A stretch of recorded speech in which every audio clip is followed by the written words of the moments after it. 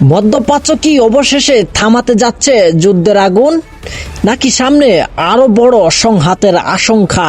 সাম্প্রতিক এক প্রতিবেদনে মার্কিন গণমাধ্যমে চাঞ্চল্যকর দাবি করা হয়েছে ওয়াশিংটন নাকি ইসরায়েলকে মাত্র এক সপ্তাহের সময় দিয়েছে যুদ্ধ শেষ করার জন্য। এই খবরে প্রকাশের পর থেকেই আন্তর্জাতিক রাজনীতিতে শুরু হয়েছে নতুন আলোচনা।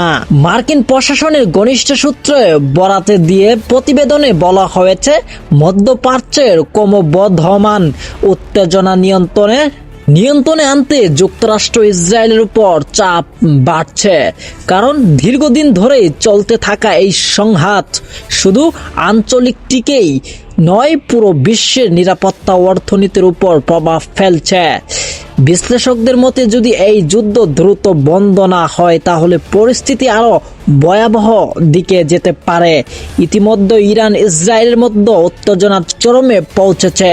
উভয় পক্ষই সামরিক প্রস্তুতি বাড়িয়েছে, আর এর ফলে পুরো মধ্যপ্রাচ্য জুড়ে তৈরি হয়েছে টান উত্তেজনা। অন্যদিকে কূটনৈতিক মহলেও চলছে জোর তৎপরতা। বিভিন্ন দেশ যুদ্ধ থামাতে আলোচনায় আহ্বান জানাচ্ছে।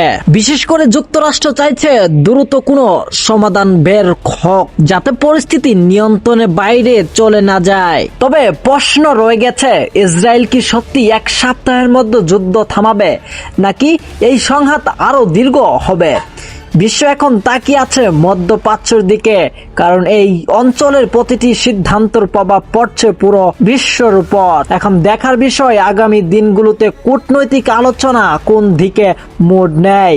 এই যুদ্ধের আগুন সত্যি নিভে আসবে কিনা?